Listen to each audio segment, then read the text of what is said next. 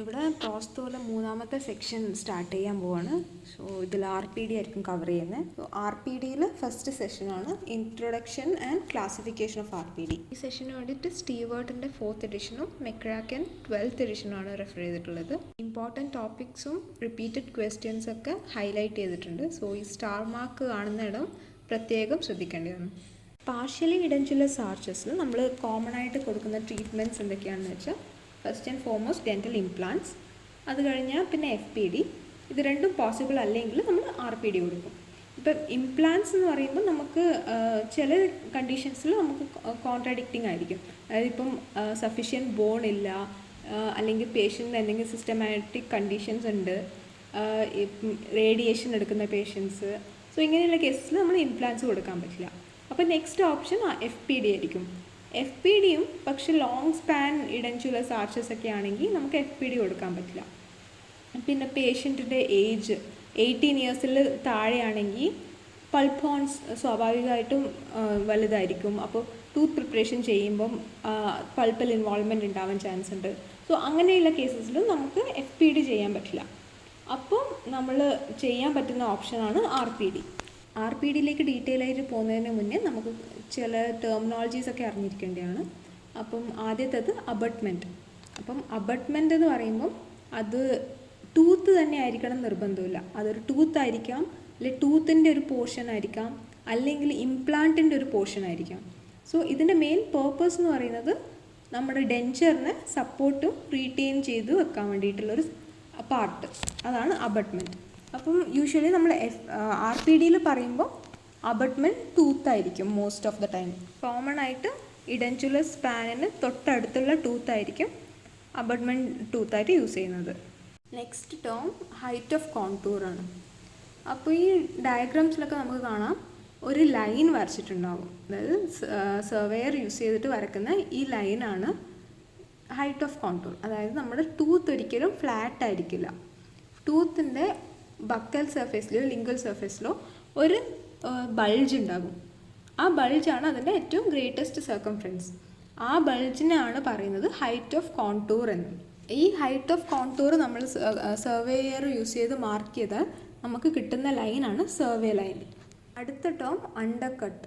Undercut എന്ന് പറയുമ്പം നമുക്ക് ഈ ഹൈറ്റ് ഓഫ് കോണ്ടൂറിനും ജിഞ്ചേവക്കും ഇടയിൽ കാണുന്ന സ്പേസാണ് undercut.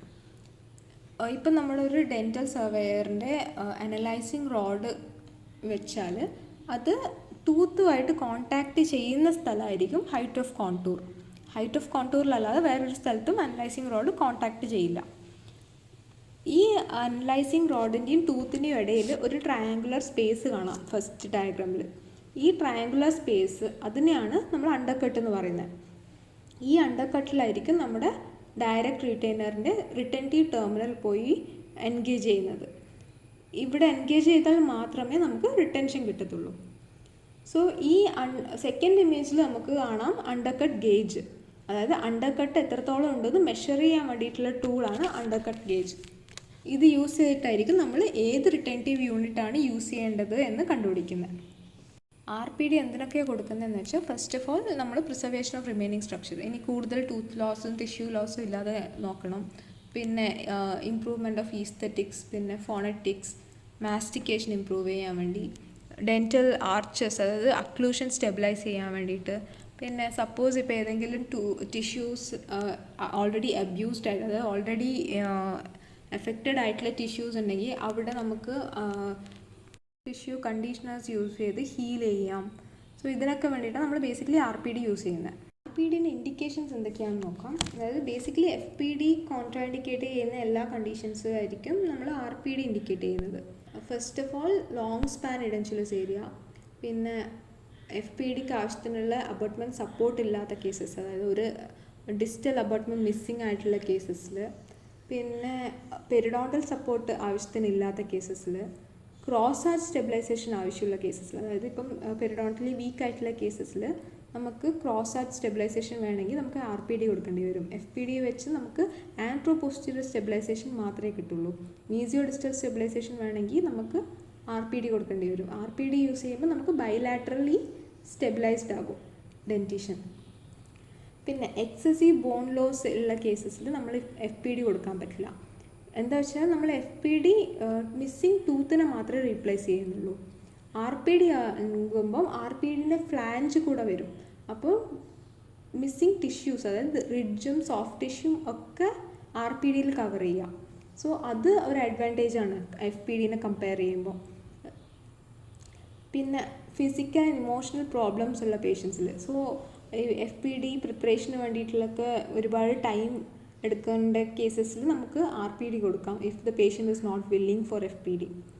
Also immediate need to replace extracted teeth. ഇപ്പം നമ്മുടെ FPD ആണെങ്കിലും ഇംപ്ലാന്റ് ആണെങ്കിലും ഒരു ഹീലിംഗ് പീരീഡ് വേണ്ടി വരും.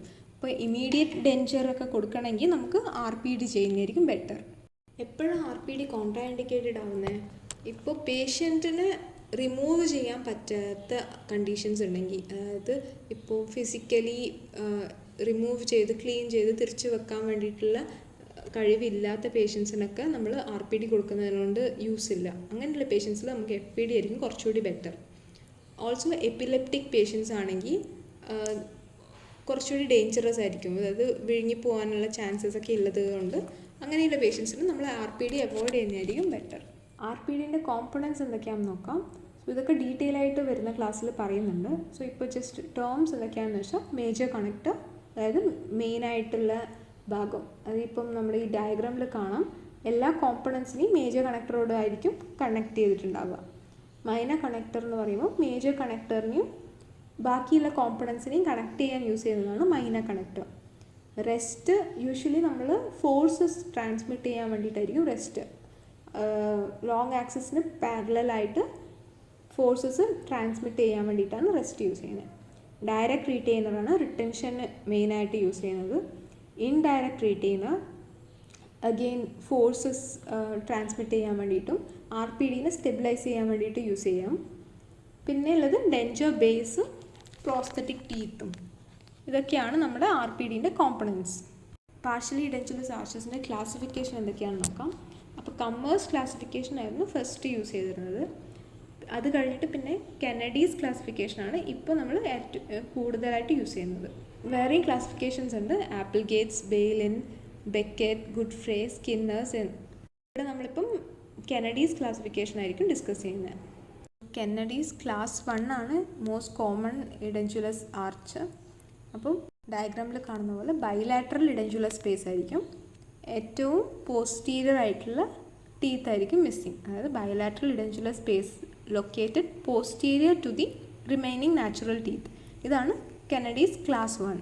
കെനഡീസ് ക്ലാസ് 2 എന്ന് പറയുമ്പോൾ യൂണിലാറ്ററൽ ഇഡൻറ്റുലസ് സ്പേസ് ആയിരിക്കും. സോ ഇവിടെ ഒരു സൈഡിൽ മാത്രമേ പോസ്റ്റീരിയർ ടൂത്ത് മിസ്സിങ് ആയിട്ടുണ്ടാവും. So unilateral edentulous space posterior to the remaining natural teeth. Kennedy's class 3 എന്ന് പറയുന്നത് അഗെയിൻ ഒരു യൂണിലാറ്ററൽ ഇഡൻറ്റുലസ് സ്പേസ് ആയിരിക്കും. പക്ഷേ ഇവിടെ ഇഡൻറ്റുലസ് സ്പേസിൻ്റെ മീസലിയും ഡിസ്റ്റലിയും നമുക്ക് നാച്ചുറൽ ടീത്ത് പ്രസൻ്റ് ആയിരിക്കും. കെനഡീസ് ക്ലാസ് 4 ആണ് ലീസ്റ്റ് കോമൺ ഇഡൻറ്റുലസ് ആർച്ച്. സോ ഇവിടെ ആൻറ്റീരിയർ ടീത്ത് ആയിരിക്കും മിസ്സിങ്. ഇതൊരു ബൈലാറ്ററൽ ഇഡൻറ്റുലസ് സ്പേസ് ആണ്, അതായത് മിഡ് ലൈനിൻ്റെ 2 സൈഡിലായിട്ടും നമുക്ക് മിസ്സിങ് ടീത്ത് ഉണ്ടായിരിക്കും. കെനഡീസ് ക്ലാസിഫിക്കേഷൻ നമ്മൾ ഇഡൻറ്റുലസ് ആർച്ചസിനെ, അതായത് പാർഷ്യലി ഇഡൻറ്റുലസ് ആർച്ചസിനെ ക്ലാസിഫൈ ചെയ്യാനുള്ളൊരു മെത്തേഡാണ്. അത് കൂടുതൽ നമുക്ക് കമ്മ്യൂണിക്കേറ്റ് ചെയ്യാനൊക്കെ ഹെൽപ്പ് ചെയ്യും. പക്ഷേ എവിടെയൊക്കെ നമ്മൾ കെനഡീസ് ക്ലാസിഫിക്കേഷൻ എങ്ങനെയൊക്കെ യൂസ് ചെയ്യാം ഇതൊക്കെ നമ്മൾ അറിയുന്നത് ആപ്പിൾഗേറ്റ്സ് റൂൾസ് യൂസ് ചെയ്തിട്ടായിരിക്കും. റൂൾസ് എന്തൊക്കെയാണെന്ന് നോക്കാം. First one, classification should follow rather than precede the extractions. So extractions ഒക്കെ കഴിഞ്ഞതിന് ശേഷം മാത്രമേ നമുക്ക് ക്ലാസിഫിക്കേഷനിലേക്ക് കടക്കാൻ പറ്റൂ. പിന്നെ തേർഡ് മോളാർ മിസ്സിങ് ആണ്, അത് റീപ്ലേസ് ചെയ്യേണ്ട ആവശ്യമില്ല, അങ്ങനെയുള്ള കേസസിൽ നമ്മൾ തേർഡ് മോളാറിനെ കൺസിഡർ ചെയ്യേ വേണ്ട. ഇപ്പം തേർഡ് മോളാർസ് പ്രസൻ്റ് ആണെങ്കിൽ അത് നമ്മൾ അബട്ട്മെൻ്റ് ആയിട്ട് യൂസ് ചെയ്യുന്നുണ്ടെങ്കിൽ നമ്മളത് ക്ലാസിഫിക്കേഷനിൽ ഇൻക്ലൂഡ് ചെയ്യേണ്ടതാണ്. തേർഡ് മോളാറിന് പറഞ്ഞ പോലെ തന്നെ ഇപ്പോൾ സെക്കൻഡ് മോളാറാണ് മിസ്സിങ്, അത് റീപ്ലേസ് ചെയ്യേണ്ട, അങ്ങനെയുള്ള കേസസിൽ നമ്മൾ സെക്കൻഡ് മോളാറിനെ കൺസിഡർ ചെയ്യേണ്ട ആവശ്യമില്ല ക്ലാസിഫിക്കേഷനിൽ. ഇപ്പം ഒരു ആർച്ചിൽ ഒരുപാട് മിസ്സിങ് ടൂത്ത് ഉണ്ടെങ്കിൽ ഏറ്റവും പോസ്റ്റീരിയർ മിസ്സിങ് ഇഡൻറ്റുലസ് സ്പേസ് എങ്ങനെയാണുള്ളത് അതായിരിക്കും നമ്മുടെ ക്ലാസിഫിക്കേഷൻ ഡിറ്റർമിൻ ചെയ്യുന്നത്. അപ്പം ഇവിടെ നമുക്ക് 2 ഇഡൻറ്റുലസ് സ്പേസസ് ഉണ്ട്. ഇതിൽ നമ്മൾ ഏറ്റവും പോസ്റ്റീരിയർ ആയിട്ടുള്ള ഇഡൻചുലർ സ്പേസ് ആണ് നോക്കുക. അപ്പോൾ അത് നോക്കുമ്പോൾ നമുക്കിവിടെ ഒരു കെനഡീസ് ക്ലാസ് 2 ആണ്, unilateral edentulous space posterior to the remaining natural teeth. അതായിരിക്കും ഇവിടെ നമ്മൾ അപ്ലൈ ചെയ്യാൻ പോകുന്നത്. ആൻറ്റീരിയർ ഇഡൻചുലർ സ്പേസസ് നമ്മൾ ഇവിടെ കൺസിഡർ ചെയ്യില്ല. ഇപ്പം മൾട്ടിപ്പിൾ ഇഡൻചുലർ സ്പേസസ് ഉള്ള കേസസിൽ പോസ്റ്റീരിയർ ഇഡൻചുലർ സ്പേസസ് ക്ലാസിഫിക്കേഷനെ ഡിറ്റർമിൻ ചെയ്യും. ബാക്കിയുള്ള ഇഡൻചുലർ സ്പേസസ് എത്രയുണ്ടോ അതിനെയൊക്കെ നമ്മൾ മോഡിഫിക്കേഷൻ സ്പേസസ് ആയിട്ടായിരിക്കും പറയുന്നത്. മോഡിഫിക്കേഷൻ സ്പേസസ് എത്രയുണ്ട് എന്ന് മാത്രമേ നമ്മൾ കാൽക്കുലേറ്റ് ചെയ്യേണ്ട ആവശ്യമുള്ളൂ. എത്ര മിസ്സിങ് ടൂത്ത് ഉണ്ട് അല്ലെങ്കിൽ ആ സ്പേസിൻ്റെ എക്സ്റ്റെൻറ്റ് എത്രയുണ്ട് എന്നുള്ളത് നമ്മൾ കൺസിഡർ ചെയ്യേണ്ട ആവശ്യമില്ല. ആപ്പിൾഗേറ്റ്സിൻ്റെ അവസാനത്തെ റൂൾ, അതായത് റൂൾ 8, ഇവിടെ എന്താ പറയുന്നതെന്ന് വെച്ചാൽ കെനഡീസ് ക്ലാസ് 4 സിറ്റുവേഷൻസിന് മോഡിഫിക്കേഷൻ സ്പേസസ് ഉണ്ടാവില്ല. സോ ഈ ഡയഗ്രാമിൽ നമുക്ക് കാണാം ഇവിടെ 2 ഇഡൻചുലർ സ്പേസസ് ഉണ്ട്. ആൻറ്റീരിയറിലത് ബൈലാറ്ററൽ ഇഡൻചുലർ സ്പേസ് ആണ്. പക്ഷേ എന്ന് വെച്ച് നമുക്ക് ഈ ആർച്ചിനെ കെനഡീസ് ക്ലാസ് 4 എന്ന് വിളിക്കാൻ പറ്റില്ല. കാരണം പോസ്റ്റീരിയർ മോസ്റ്റ് ഇഡൻചുലർ സ്പേസ് ആയിരിക്കും ക്ലാസിഫിക്കേഷനെ ഡിറ്റർമിൻ ചെയ്യുന്നത്. ഇപ്പോൾ പോസ്റ്റീരിയർ മോസ്റ്റ് വരുമ്പോൾ Kennedy's class 2 edentulous arch with a modification space എന്നായിരിക്കും പറയേണ്ടത്. ആപ്പിൾഗേറ്റ് കെനഡീസ് ക്ലാസിഫിക്കേഷൻ മോഡിഫൈ ചെയ്ത് 2 എക്സ്ട്രാ ക്ലാസ്സസ് ആഡ് ചെയ്തിട്ടുണ്ട്. അത് ക്ലാസ് 5ഉം ക്ലാസ് 6ഉം ആണ്. അപ്പോൾ ക്ലാസ് 5 എന്ന് പറയുമ്പോൾ ഈ ഡയഗ്രാമിൽ കാണുന്ന പോലെ അതൊരു യൂണിലാറ്ററൽ ഇഡൻചുലസ് ഏരിയ ആണ്. നമുക്ക് ക്ലാസ് 3യോട് വളരെ ക്ലോസ് ആയിട്ട് തോന്നും. അതായത് ആൻറ്റീരിയറിലും പോസ്റ്റീരിയറിലും നമുക്ക് ടൂത്ത് ഉണ്ട്. പക്ഷേ ഇവിടെ എന്താ പ്രശ്നം എന്ന് വെച്ചാൽ ആൻറ്റീരിയർ ടൂത്തിന് നമുക്ക് നമ്മുടെ ഡെൻച്ചറിനെ സപ്പോർട്ട് ചെയ്യാനുള്ള സ്ട്രെങ്ത് ഇല്ല. ഇവിടെ ആൻറ്റീരിയർ ടൂത്ത് ലേറ്ററൽ ഇൻസൈസറാണ്. അപ്പോൾ ലേറ്ററൽ ഇൻസൈസറിന് നമുക്കൊരു അബട്ട്മെൻറ്റ് ടൂത്തായിട്ട് യൂസ് ചെയ്യാൻ പറ്റാത്ത കേസസ് അതായിരിക്കും class 5 Kennedy's classification. It's basically ഒരു class 3 situation where anterior teeth are not capable of support. Class 6 എന്ന് പറയുന്നത് ക്ലാസ് 3ൻ്റെ തന്നെ ഒരു മോഡിഫിക്കേഷനാണ്. ഇവിടെ എന്താ ഡിഫറൻസ് എന്ന് വെച്ചാൽ RPDക്ക് ആവശ്യമായിട്ടുള്ള ഫുൾ സപ്പോർട്ടും അബട്ട്മെൻറ്റ് ടൂത്തിൽ നിന്ന് കിട്ടും. ഇവിടെ RPDക്ക് മ്യൂക്കോസയെന്നോ റിഡ്ജിന്നോ എക്സ്ട്രാ സപ്പോർട്ട് കിട്ടേണ്ട ആവശ്യമില്ല. സോ ഇങ്ങനെയുള്ള കേസസ് ആയിരിക്കും ക്ലാസ് 6. RPDൻ്റെ ഫീച്ചേഴ്സ് എന്തൊക്കെയാണെന്ന് നോക്കാം. അപ്പോൾ ഫസ്റ്റ് വൺ സപ്പോർട്ടാണ്. അപ്പോൾ സപ്പോർട്ട് കൊണ്ട് ഉദ്ദേശിക്കുന്നത് എന്താണെന്ന് വെച്ചാൽ RPDനെ എന്താണ് ഹോൾഡ് ഓൺ ചെയ്യുന്നത്, അതായത് RPDൻ്റെ ഫൗണ്ടേഷൻ എന്താണ് എന്നുള്ളതാണ്. ഇപ്പോൾ ടൂത്ത് സപ്പോർട്ടഡ് RPD ആണെങ്കിൽ മുഴുവനായിട്ടുള്ള സപ്പോർട്ടും നമുക്ക് ടൂത്തിൻ്റെ PDL പെരിഡോണ്ടൽ ലിഗമെൻറ്റ്സ് നിന്ന് കിട്ടുക, അബട്ട്മെൻറ്റ് ടൂത്തിൻ്റെ പെരിഡോണ്ടൽ ലിഗമെൻറ്റ്സ് നിന്നായിരിക്കും കിട്ടുന്നത്. പക്ഷേ ഡിസ്റ്റൽ എക്സ്റ്റൻഷൻ RPD, അതായത് ടൂത്ത് ടിഷ്യൂ സപ്പോർട്ടഡ് RPD, അപ്പോൾ കെനഡീസ് ക്ലാസ് 1 ക്ലാസ് 2 ഒക്കെ എടുത്താൽ distal most abutment tooth missing ആയിരിക്കും. അപ്പോൾ ഇങ്ങനെയുള്ള കേസസിൽ അബട്ട്മെൻറ്റ് ടൂത്തിൽ നിന്ന് സപ്പോർട്ട് കിട്ടും. പിന്നെയുള്ള ഡിസ്റ്റൽ ഇഡൻചുലസ് റിഡ്ജിന്നും സപ്പോർട്ട് കിട്ടും. ചില സിറ്റുവേഷൻസിൽ ഇപ്പോൾ RPD യൂസ് ചെയ്യുന്നത് മാസ്റ്റിക്കേഷൻ ഒക്കെ ചെയ്യുന്ന സമയത്ത് RPD ടിഷ്യൂലേക്ക് പോയി പ്രസ് ചെയ്യാനുള്ള ചാൻസസ് ഉണ്ട്. അപ്പോൾ അങ്ങനെയുള്ള കേസസിൽ നമ്മൾ റെസ്റ്റ്, അതായത് RPDൻ്റെ കോമ്പണൻ്റാണ് റെസ്റ്റ് കൊടുത്താൽ ഈ റെസ്റ്റ് ഈ ടിഷ്യൂ വേർഡ് മൂവ്മെൻറ്റ് പ്രിവെൻറ്റ് ചെയ്യും. അപ്പം അങ്ങനെയുള്ള സമയത്ത് റെസ്റ്റ് കൂടി നമുക്ക് സപ്പോർട്ട് പ്രൊവൈഡ് ചെയ്യുന്നുണ്ട്. അടുത്ത ഫീച്ചർ എന്ന് പറയുമ്പോൾ സ്റ്റെബിലിറ്റിയാണ്. അപ്പോൾ സ്റ്റെബിലിറ്റി എന്ന് പറഞ്ഞാൽ എന്തെങ്കിലും റൊട്ടേഷണൽ ഫോഴ്സസ് വന്നു, ഹൊറിസോണ്ടൽ ഫോഴ്സസ്, റൊട്ടേഷണൽ ഫോഴ്സസ് ഒക്കെ വന്നാൽ RPD ഡിസ്പ്ലേസ് ആവാതെ സ്റ്റേബിളായിട്ട് നിൽക്കാൻ പറ്റണം. അപ്പോൾ ആ ഫീച്ചറാണ് സ്റ്റെബിലിറ്റി.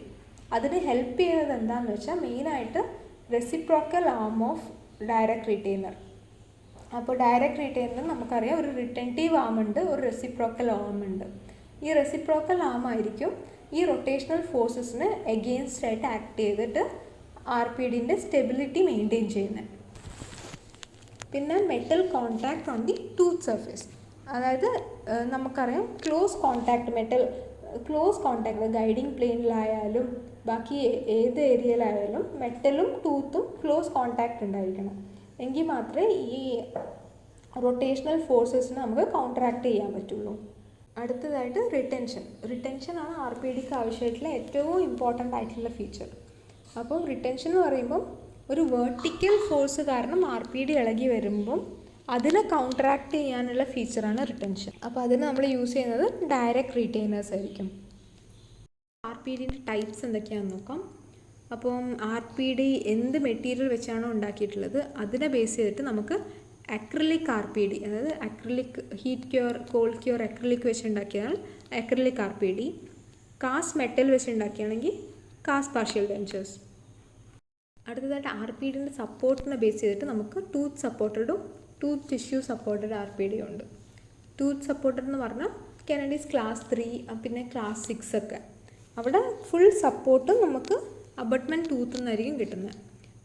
ടൂത്ത് ടിഷ്യൂ സപ്പോർട്ടഡ് എന്ന് പറയുമ്പോൾ ഡിസ്റ്റൽ എക്സ്റ്റൻഷൻ കേസസ്, അതായത് ഒരു സൈഡിൽ മാത്രമേ നമുക്ക് അബട്ട്മെൻറ്റ് ടൂത്ത് ഉള്ളൂ, ഡിസ്റ്റലി നമുക്ക് അബട്ട്മെൻറ്റ് ടൂത്ത് ഇല്ല. അങ്ങനെയുള്ള കേസസിൽ നമുക്ക് ടൂത്തെന്നും ഇഡൻചുലസ് റിഡ്ജെന്നും നമുക്ക് സപ്പോർട്ട് എടുക്കേണ്ടി വരും. അപ്പോൾ കെനഡീസ് ക്ലാസ് 1, ക്ലാസ് 2 പിന്നെ ലോങ് സ്പാൻ കെനഡീസ് ക്ലാസ് 4 ഒക്കെ ഡിസ്റ്റൽ എക്സ്റ്റൻഷൻ RPD ആയിരിക്കും. ഡിസ്റ്റൽ എക്സ്റ്റൻഷൻ RPD ഒരു ക്ലാസ് 1 ലീവറായിട്ട് ആക്ട് ചെയ്യും. അത് ക്ലാസ് 1 ലീവർ എന്ന് പറയുമ്പോൾ ഫൾക്രം ഏറ്റവും നടുക്കായിരിക്കും, ഒരു സൈഡിൽ എഫേർട്ട് ഒരു സൈഡിൽ ലോഡ്. അപ്പോൾ ഡിസ്റ്റൽ എക്സ്റ്റൻഷൻ RPDയിൽ അബട്ട്മെൻറ്റ് ടൂത്തിന് മേലെയുള്ള റെസ്റ്റ് ഫൾക്രമായിട്ട് ആക്ട് ചെയ്യും. റിട്ടൻറ്റീവ് ടെർമിനൽ, അതായത് ഡയറക്റ്റ് റീറ്റെയിനറിൻ്റെ റിട്ടൻറ്റീവ് ടെർമിനൽ ലോഡും പിന്നെ ഡെൻചർ ബേസ് വിത്ത് ടീത്ത് അത് എഫേർട്ടായിട്ടും ആക്ട് ചെയ്യും. അടുത്ത type interim RPD. Interim RPD എന്ന് പറയുമ്പോൾ ഒരു ടെമ്പററി RPD, അതായത് ഈ പേഷ്യൻറ്റിന് ഫൈനൽ ട്രീറ്റ്മെൻറ്റ് പ്ലാൻ RPD ആയിരിക്കില്ല, വേറെ എന്തെങ്കിലും ആയിരിക്കും. അപ്പം അതുവരെ ആ ഫൈനൽ ട്രീറ്റ്മെൻറ്റ് ചെയ്യുന്നത് വരെ ടെമ്പററി ആയിട്ട് ഒരു RPD കൊടുക്കുക, അതിന് പേരായിരിക്കും ഇൻറ്ററിം RPD. പിന്നെ ട്രാൻസിഷണൽ RPD. ഇപ്പോൾ ട്രാൻസിഷണൽ RPD എന്ന് പറയുമ്പം ഇപ്പോൾ ഒരു പേഷ്യൻ്റ് ഒരുപാട് ടൂത്ത് എക്സ്ട്രാക്ട് ചെയ്യാനുണ്ട്, പക്ഷേ അറ്റ് പ്രസൻറ്റ് എന്തൊക്കെയോ കാരണങ്ങളാൽ ആ എക്സ്ട്രാക്ഷൻ ചെയ്യാൻ പറ്റില്ല. അപ്പോൾ അങ്ങനെയുള്ള കേസസിൽ എന്ത് ചെയ്യുമെന്ന് വെച്ചാൽ ഇപ്പം അറ്റ് പ്രസൻറ്റ് ഏതൊക്കെ ടൂത്താണോ മിസ്സിങ്, ആ മിസ്സിങ് ടൂത്തിന് മാത്രം നമ്മളൊരു RPD ചെയ്യും. ആ RPDയിൽ ഫ്യൂച്ചറിൽ നമ്മൾ എക്സ്ട്രാക്ട് ചെയ്യുകയാണെങ്കിൽ ആ ഫ്യൂച്ചറിൽ എക്സ്ട്രാക്ട് ചെയ്യുന്ന ടൂത്ത് ഇതേ RPDയിൽ തന്നെ ആഡ് ചെയ്ത് കൊടുക്കും. അപ്പോൾ അതാണ് ട്രാൻസിഷണൽ RPD.